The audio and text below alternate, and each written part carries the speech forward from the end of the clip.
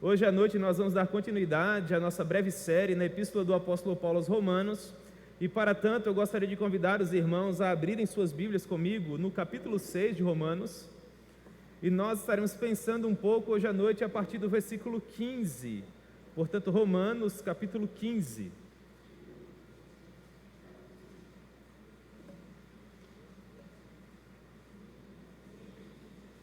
Romanos capítulo 6, versículo 15. Eu tinha dito o que, irmãos? Muito bem, Romanos capítulo 6, versículo 15. Oh, meu amigo querido, boa noite. Amém. Temos visitantes ilustres hoje à noite, irmãos, é por isso que eu estou nervoso. Amém, Romanos capítulo 6, versículo 15. O apóstolo Paulo nos diz assim: e daí? Havemos de pecar porque não estamos mais debaixo da lei, e sim da graça? Ora, de modo nenhum. Não sabeis que daquele a quem vos ofereceis como servos para a obediência, desse mesmo a quem obedeceis sois servos, seja do pecado para a morte ou da obediência para a justiça?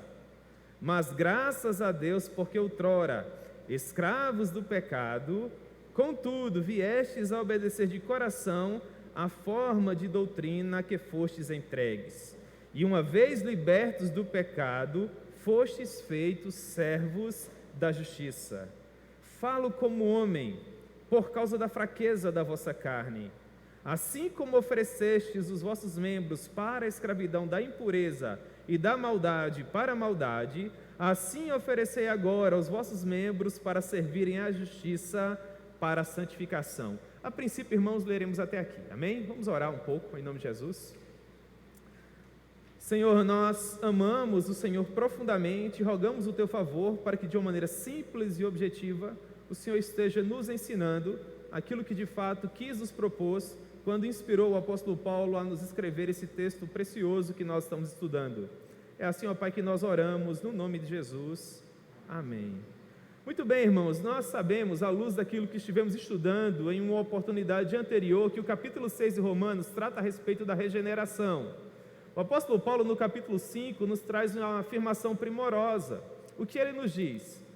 Que por meio da justiça alcançada por Cristo na cruz do Calvário, nós temos paz com Deus. As palavras exatas do apóstolo foram as seguintes, Romanos 5:1. Justificados, pois, por meio da fé, temos paz com Deus. É uma verdade da qual nós devemos nos apropriar, uma doutrina da qual nós devemos de fato conseguir pegar. Ela deve nos tornar pessoas inabaláveis. Nós fomos perdoados por meio do mérito de Cristo. Não importa aquilo que vem nos acontecer agora, tudo que porventura vier a acometer as nossas vidas são meros desdobramentos das afeições naturais da nossa existência, mas a nossa salvação já se encontra assegurada. Se nós de fato, se nós em verdade nos apropriamos daquilo que Cristo conquistou por nós na cruz do Calvário, de fato não temos o que temer, porque não há mais inimigos à altura. Justificados, pois, por meio da fé, temos paz com Deus. Então o apóstolo Paulo elabora ainda esse tema dentro da dinâmica do capítulo 5, nos dizendo que não importa quantos ou quais pecados nós venhamos a ter cometidos ao longo da nossa vida pregressa. Por quê? Romanos 5:20, onde abundou o pecado, superabundou a graça. De modo que nós entendemos que não existe uma vida tão devassa que não possa ser consertada pelo Senhor Jesus. Não existe uma história tão negra que não possa ser reeditada, um coração tão duro que não possa ser quebrado, um poço de melancolia atroz tão profundo, uma depressão tão vil que não possa ser transformada por meio do sangue precioso do Senhor Jesus. Ele é assaz benigno em fazer com que as nossas vidas ganhem uma nova cor, uma nova dinâmica. Contudo, nós poderemos avaliar esse novo estado de salvação, de certeza inabalável, de que o mérito dele foi suficiente e eficaz para nos salvar, de modo a passarmos a viver uma espécie de antinomismo. O que seria isso? Viver de uma maneira desregrada, porque se em último caso, onde abundou o pecado, superabundou a graça, será que não seria o caso de continuar pecando para que a graça viesse a se tornar cada vez mais evidente? Será que eu não poderia, na qualidade de eleito, de alguém que foi comprado por Cristo na cruz do Calvário, viver da maneira que eu quisesse, para que no final da minha jornada, essa graça se tornasse eficiente e me salvasse, apesar de toda a vileza e da maldade do meu coração? Ora, o apóstolo Paulo antecipa essas dúvidas justamente no enredo do capítulo 6, e no primeiro versículo ele diz: que diremos, pois, à vista desse sangue poderoso que nos perdoa todo pecado? Nós permaneceremos na prática da impiedade, na prática do pecado, para que essa graça se torne mais abundante? E o próprio Paulo responde, versículo 2, de maneira nenhuma. E agora ele trata de regeneração. Se somos regenerados, como permaneceremos ainda na prática do pecado? E do versículo 3 até o versículo 14, ele nos explica como ocorre essa dinâmica, aquilo que os nossos doutrinadores chamam de economia do reino. Nós aprendemos que somos unidos a Cristo na semelhança da sua morte, do seu sepultamento e bem assim da sua ressurreição. E da forma como Cristo ressuscitou com uma nova natureza, uma vez que nós estamos ligados a Ele por meio da fé, nós entendemos que também recebemos essa nova natureza. E é em virtude dessa doutrina que nós podemos afirmar que somos uma nova criatura. De que maneira somos uma nova criatura? Segundo a teologia do apóstolo Paulo, por meio da renovação do nosso entendimento. Ele nos explica isso dizendo que nós somos transportados do império das trevas para o reino do Filho do seu amor. De modo que agora, uma vez que nós morremos e fomos sepultados para o pecado, ele não tem mais qualquer autoridade sobre nós. É verdade que nós continuamos pecadores, mas o pecado agora é um acidente, nós não agendamos pecado. Nós não temos mais prazer nele, pelo contrário, o pecado agora traz consequências danosas, ele nos retira o sono, ele nos retira a paz, ele nos retira o apetite, ele nos retira a alegria de viver, até que finalmente nós nos arrependemos, imploramos a Deus por graça e misericórdia, e o sangue de Cristo, derramado por nós na cruz do Calvário, mais uma vez nos permite voltar a ter comunhão com Deus. Então não importa quais circunstâncias agora venham nortear a nossa vida, nós somos uma nova criatura. Não emprestamos mais o nosso corpo como instrumento de iniquidade. É isso que aprendemos do verso 1 até o verso 14. E agora o apóstolo Paulo nos comissiona a uma vida de atividade na presença do Senhor. Uma vez que ele antecipa que nós compreendemos essa doutrina, que nós agora sabemos o que de fato é viver uma vida em regeneração, o que em último caso Deus espera de nós? Portanto, é isso que nós estaremos estudando hoje à noite. Qual a relação que há entre a nossa antiga vida de escravidão e a nossa nova vida de liberdade? O que Deus espera de nós? E com base nisso, ele nos diz no versículo 15, na porção inicial: e daí? Perceba que essa pergunta retórica tem a ver com algo que o apóstolo Paulo nos disse anteriormente. E o que ele nos disse anteriormente? A síntese daquilo que eu introduzi para vocês hoje à noite. Versículo 14: porque o pecado não terá domínio sobre vós. Vocês percebem que é uma afirmação? Vocês percebem que Paulo é categórico? Ele olha nos nossos olhos e diz assim: o pecado não tem mais domínio sobre vocês. Vocês não são mais marionetes nas mãos de Satanás. Vocês agora não procurarão felicidade em objetos, locais e pessoas onde vocês jamais vão encontrar. Não, vocês são livres. Vocês sabem de onde vocês saíram, o que foi feito por vocês e para onde vocês estão indo hoje. E isso perfaz uma paz que excede todo entendimento. Nós não estamos mais sobre o domínio do pecado, pelo contrário, nós não estamos mais sobre o jugo da lei, pelo contrário, nós estamos vivendo a égide da graça. Nós somos filhos de Deus e co-herdeiros com Cristo. Nós, irmãos, já temos um lugar assegurado na glória e não há nada que nos furte essa realidade. Então é por isso que Paulo diz: e daí? Ou seja, com base nisso, nós havemos de pecar porque não estamos mais debaixo da lei e sim da graça. Foi para uma liberdade licenciosa que Deus nos libertou? Ora, de maneira nenhuma. Paulo diz ainda no versículo 15: de modo nenhum, é claro que não. Essa é a teologia de Paulo. Olhe para Gálatas capítulo 5, versículo 1: foi para a liberdade que Cristo nos libertou.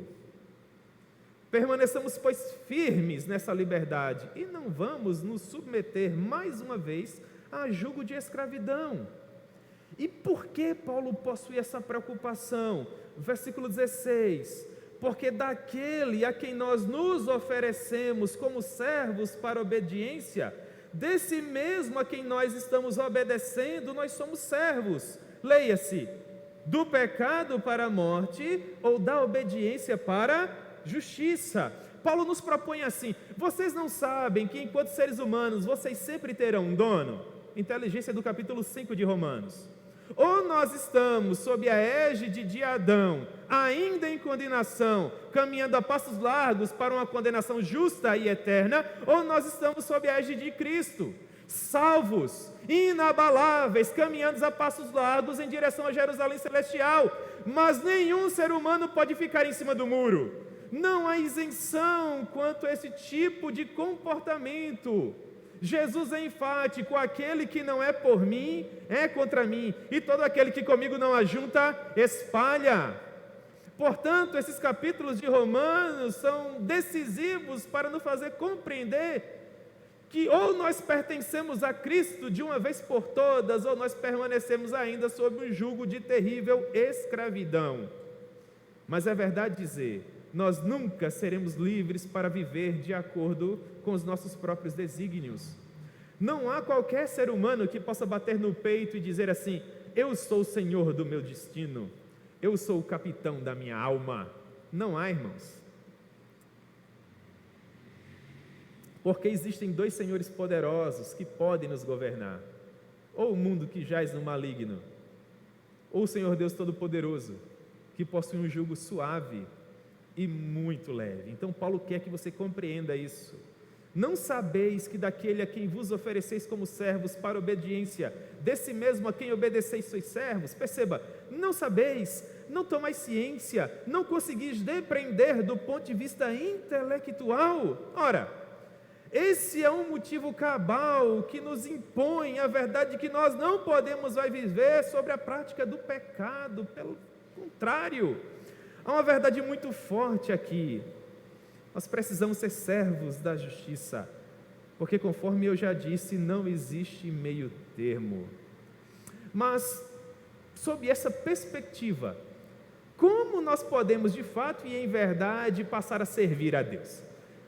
Porque se eu perguntasse a qualquer de vocês hoje à noite a quem vocês gostariam de servir, do ponto de vista humano, por óbvio, todos nós diríamos a plenos pulmões que nós gostaríamos de servir ao Senhor, sim ou não? Mas é claro que sim. Contudo, nós veremos isso nos próximos episódios. Não há em nós poder para escolher o nosso Senhor, porque o nosso coração é desesperadamente corrupto. Nós queremos o bem quando nós pensamos acerca das suas benesses, mas quando nós efetuamos os desígnios que brotam do nosso coração, nós percebemos que o mal que nós não desejamos está continuamente diante de nós, diante dos nossos olhos, porque ele nos causa prazer. E nós somos esses seres que procuram prazer a todo custo. De fato, nós precisamos de alguém que nos governe.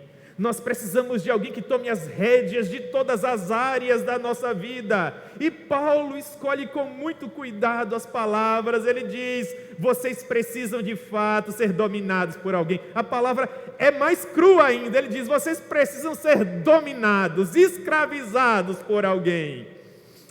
Só que a pessoa a quem ele nos propõe essa escravidão é alguém que na verdade nos liberta, porque paga um preço enorme por nós, um preço que nós jamais poderemos pagar. E quando finalmente nós passamos a pertencer a Ele, Ele nos oferece liberdade.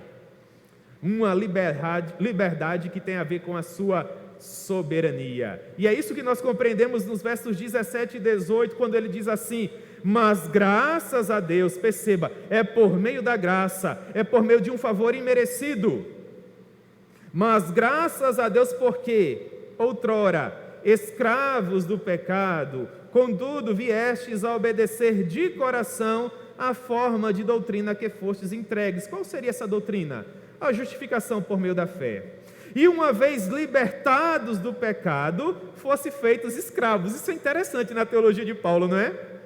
Ele diz: outrora vocês eram escravos. Aí você pensa assim: graças a Deus, agora eu sou livre. Ele diz: não, você não é livre, você continua escravo, só que agora você tem um outro Senhor. Então você, pecador, poderia olhar para mim agora e dizer: pastor, nesse momento essa teologia me incomoda, porque enquanto ser humano eu gostaria de pensar que eu sou livre. Eu devolveria a você dizendo assim: não tem problema, meu irmão, amanhã será segunda-feira, dia 20 de setembro, é isso mesmo, 20 de setembro. Você acorda pela manhã, abre os seus olhos com uma nova oportunidade de fazer a sua vida valer a pena e diz assim para Deus: Senhor, o Senhor não precisa ser o Senhor destas determinadas áreas da minha vida, dos meus filhos, do meu trabalho e da minha saúde. E as demais áreas o Senhor pode manter a sua soberania da maneira como o Senhor quiser, mas da minha saúde quem cuida agora sou eu, dos meus filhos quem cuida sou eu vou protegê-los, provê-los, guardá-los, eu tenho poder para isso. E eu também vou manter o meu emprego com a força do meu braço e o poder do meu intelecto. Você tem coragem de fazer isso, pecador? Não, você não tem. Pelo contrário, eu tenho certeza que se você lembrar dessa pregação amanhã pela manhã, você vai abrir os olhos e vai dizer: Senhor, tenha misericórdia de mim e domine todas as áreas da minha vida. Não deixe nada nas minhas mãos, Senhor, porque eu não sei fazer da minha vida o que convém. Porque há caminhos, Senhor, que para mim parecem perfeitos, mas ao cabo são caminhos de morte. E do ponto de vista humano, eu não sei o que será da minha existência finita daqui a 5 minutos. Eu preciso desesperadamente do Senhor.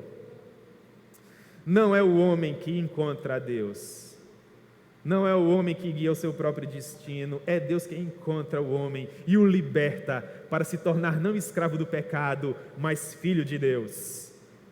Isso é a teologia de Efésios capítulo 2, quando Paulo nos diz: mas Deus, sendo rico em misericórdia, por causa do grande amor com que nos amou, perceba, nós éramos maravilhosos, e estando nós mortos em nossos delitos e pecados, nos deu vida juntamente com Cristo. Então, pelo nosso sobrenome, pela nossa conta bancária, pela casa bacana em que nós residimos em Campina Grande, nós somos salvos. É assim?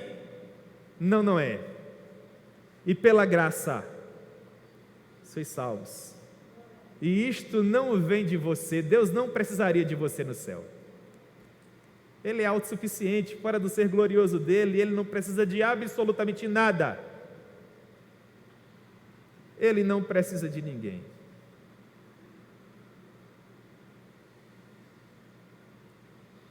Por isso ele é rico em misericórdia, e por causa do grande amor com que ele nos amou. E estando nós mortos em nossos delitos e pecados, ele nos deu vida juntamente com Cristo. Portanto, entenda, pela graça nós somos salvos. E juntamente com Cristo, inteligência de Romanos capítulo 6, perceba a ideia de unir-se, de juntar-se. E juntamente com Cristo, ele nos ressuscitou e nos fez assentar nos lugares celestiais em Cristo Jesus. Para quê, irmãos?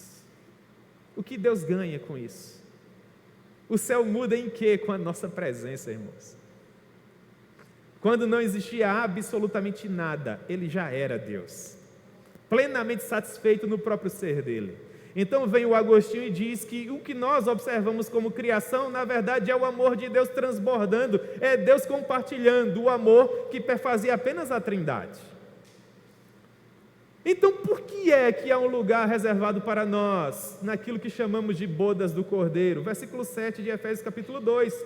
Porque Deus quis mostrar nos séculos vindouros a suprema riqueza da sua graça em bondade para conosco em Cristo Jesus. Porque pela graça sois salvos por meio da fé, isso não vem de vós, é um dom de Deus, não de obras, para que ninguém se glorie. Romanos capítulo 3, onde pois a jactância, onde pois o orgulho, onde pois a soberba de qualquer ser humano, foi de todo excluído, por que lei das obras, do mérito humano, o que nós estamos fazendo para somar com o que Cristo fez na cruz? Nada,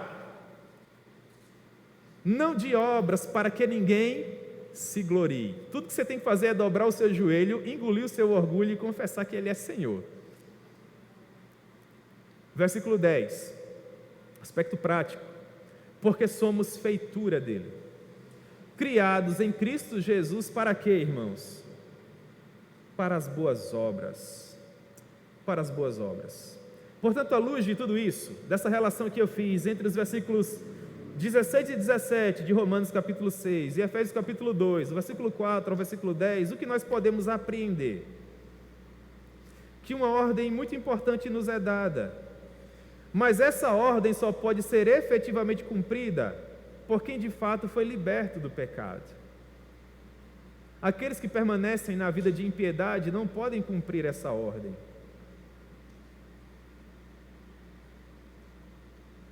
Qual seria? Uma vez libertos do pecado, nós somos feitos servos de quem? Da justiça.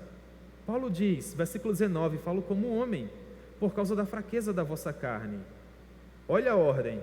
Assim como oferecestes os vossos membros para a escravidão da impureza e da maldade para a maldade, assim oferecei agora os vossos membros para servirem à justiça, para a prática da santificação. Quando Paulo diz que fala como homem, ele leva em consideração a nossa fragilidade, as nossas limitações.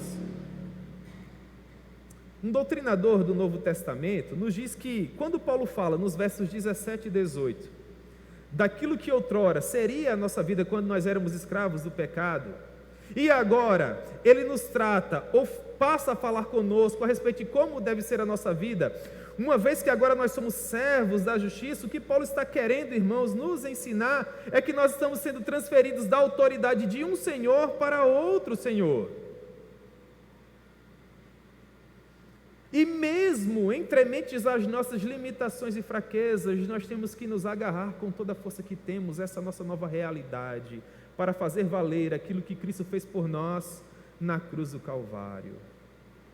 Aqui mais uma vez não há, irmãos, opções, nós precisamos ser decisivos. De que maneira? Nós demonstramos que de fato somos regenerados quando deixamos de emprestar os nossos corpos como instrumentos de iniquidade e agora passamos a utilizar os nossos corpos como instrumentos de justiça.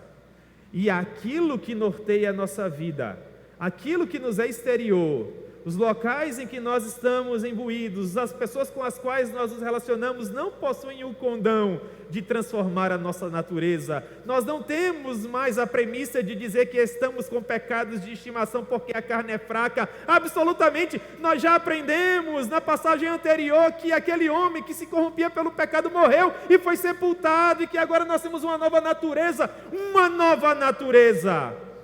Não importa quais pressões externas venham nos bombardear. Irmãos, nós somos para a santificação, assim como o peixe é para o mar. Você quer ter uma ideia disso? Aquele exemplo que eu acho que já dei para vocês. Pense numa mangueira, num pé de manga. E você faz uma tábua e escreve assim nessa tábua: limoeiro. Até imprime numa impressora 3D para ficar bonito. Aí você pega essa tábua e a fixa com vários pregos para ficar encravada no tronco da mangueira. E você olha para a mangueira e diz assim: mangueira, eis que eu te digo, para ser bem pentecostal, você agora vai produzir limões. E sabe quantas vezes esse pé de manga vai produzir limões, irmãos? Sabe quantas? Quantas? Nenhuma. Porque não faz parte da sua natureza. Todo mundo jaz no maligno, não apenas o Parque do Povo. As pessoas pensam que os crentes pecam apenas quando vão para o Parque do Povo. Meu irmão, você pode pecar sozinho, trancado, dentro do quarto, lá na sua casa. Nós não somos produto do meio, irmãos. Nós somos livres da autoridade do pecado. Nós pertencemos agora a um novo Senhor. Paulo diz: eu falo como homem porque levo em consideração as fragilidades de vocês, mas não se utilizem mais desse tipo de desculpa, porque para Deus não cola. Porque após o evento cruz do Calvário, morte, sepultamento e ressurreição de Jesus, e aquilo que vocês herdaram pelo fato de estar unidos a Ele, não tenham dúvidas, as coisas velhas passaram, eis que tudo se fez novo. Perceba, versículo 20, a graça nos livrando do pecado, da sua autoridade, do seu poder. Partícula explicativa, princípio do versículo 20, porque, olha como Paulo é um escritor brilhante, se bem que ele está sendo inspirado pelo Espírito Santo, não é? Porque, quando éreis escravos do pecado, estáveis isentos em relação à justiça. Você tinha desculpa de dizer, eu não sabia. A carne é fraca, eu sou um crente Raimundo.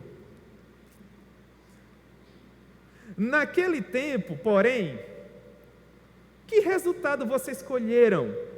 E ele próprio responde, somente as coisas de que agora vos envergonhais, porque o fim delas é morte. Outrora, versículo 20, nós tínhamos a chamada liberdade do mundo.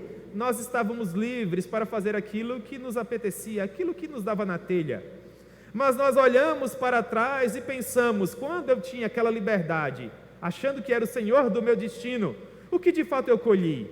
Quais são os frutos daquela vida pregressa? Não há absolutamente nada, porque alheios à vontade soberana desse Deus que é todo amor, não existe absolutamente nada. O João Batista, de uma maneira brilhante, já dizia, o homem não pode receber nada se do céu não lhe for dado. Tudo que nós temos e tudo que nós somos, e até um dia o que nós viermos a ser, vem do Senhor, irmãos. E é por isso que Paulo nos diz, agora, porém, livres do pecado, libertos do pecado, versículo 22, transformados em servos de Deus, tendes o vosso fruto para a santificação, ou seja, agora sendo escravos de Cristo, servos dele, nós não apenas frutificamos, mas nós nos orgulhamos daquilo que nós estamos frutificando, nós nos orgulhamos daquilo que nós estamos produzindo, e esse fruto não nos abençoa apenas nesse plano terrestre no qual nós estamos ainda inseridos, como peregrinos e forasteiros em direção a Jerusalém celestial, mas esse fruto ainda nos abençoa por toda a eternidade, porque o fim dele é a vida eterna. Se você me perguntasse por que foi que eu me propus a ser um ministro do Evangelho, sabe o que eu responderia a você? É que não existe nenhum patrão melhor que o meu. Não há nenhum salário melhor que o meu. Eu queria ter 1000 outras vidas para tributar cada uma delas ao Senhor Jesus. Sou bem remunerado nessa vida e tenho um tesouro inabalável para o céu, onde eu vou, com certeza absoluta. Que bênção é ser livre da escravidão da lei para ser um filho de Deus. Para ser um filho de Deus. No versículo 23, Paulo faz um trocadilho entre o salário que outrora nós tínhamos, quando achávamos que éramos a última bolacha do pacote. Porque todo pecador acha que é a pessoa mais importante do mundo, sim ou não? Quando pecadores nós achamos que o universo gira ao redor desse centro, desse animus mundi que é o nosso umbigo. Não é assim. Todas as pessoas têm que se dobrar aos nossos pés, nós nos locupletamos sobre tudo e sobre todos.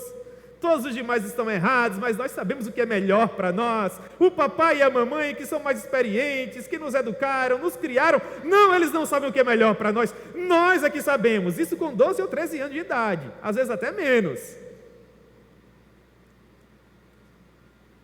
E Paulo é cirúrgico a dizer, pecador, a tua recompensa é a morte.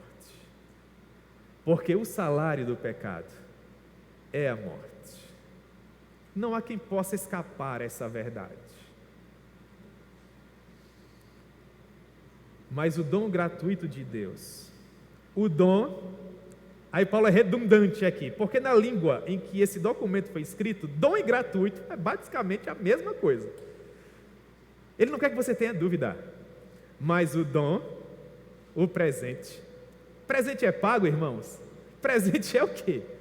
Gratuito, a exceção de quando você já é casado, né? Você ganha o presente, você paga o presente. Presente é gratuito, mas o dom gratuito de Deus, é a vida eterna. O dom gratuito de Deus é a vida eterna. Então ofereça o seu corpo como instrumento de justiça, porque o seu patrão é muito generoso, ele é muito bom. Demonstre que de fato você é uma nova criatura, assim como a mangueira. Ela não tem que se espremer para produzir mangas, ela simplesmente produz. O crente regenerado é assim, sabe, irmãos? O crente regenerado, ele está caminhando, me permita um exemplo, no Largo do Açude Velho. poderia dizer aqui a Juscelino Kubitschek, não é? Pode passar, irmãos, as filhas de Adão. O pastor Rony gosta desse termo, os filhos de Adão, as filhas de Adão, né? Está lendo C.S. Lewis demais. Com as mais variadas formas, tamanhos, cores e roupas. Sabe quantas vezes ele vai perder aquilo que ele já conquistou em Cristo por conta dessas efemeridades? Sabe quantas? Nenhuma. Ele tem uma nova natureza. Os olhos dele não procuram mais essas coisas. São como os olhos de Jó. Eu amo o texto de Jó, que diz assim: eu fiz uma aliança com o meu Deus, eu prejudicaria essa aliança por conta de uma donzela?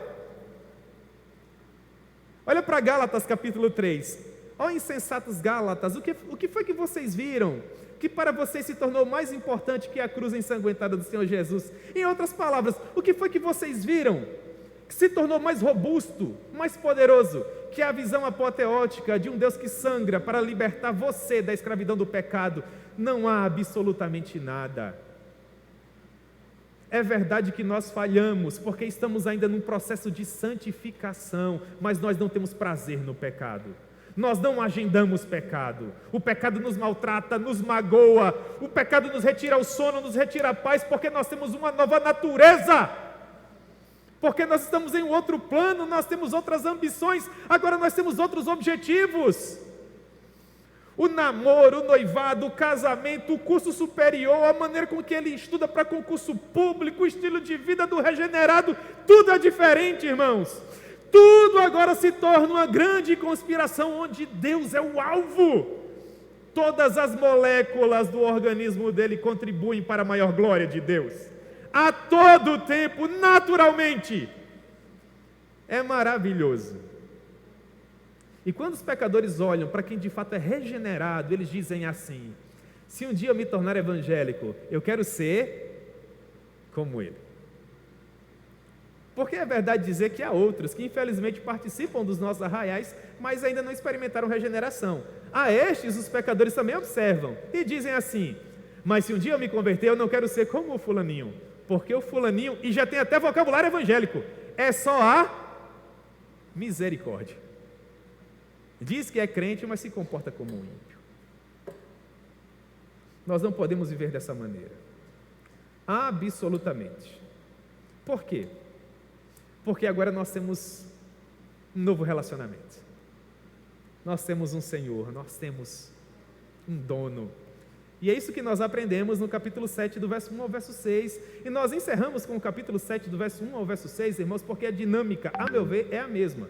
Depois nós vamos falar ainda sobre regeneração, mas numa perspectiva mais voltada às nossas particularidades, no capítulo 7, do verso 7 até o verso 25. Mas por enquanto me parece que o contexto é muito semelhante. Então nós vamos sair agora do capítulo 6 e iniciar no capítulo 7. Aqui nós encerramos nesses minutos finais. O apóstolo Paulo nos diz assim: perceba, o salário do pecado é a morte, mas o dom gratuito de Deus é a vida eterna em Cristo Jesus, nosso Senhor. Perceba, você tem um novo Senhor, em virtude da sua nova natureza, pelo preço que foi pago para que você tivesse a vida que agora você tem.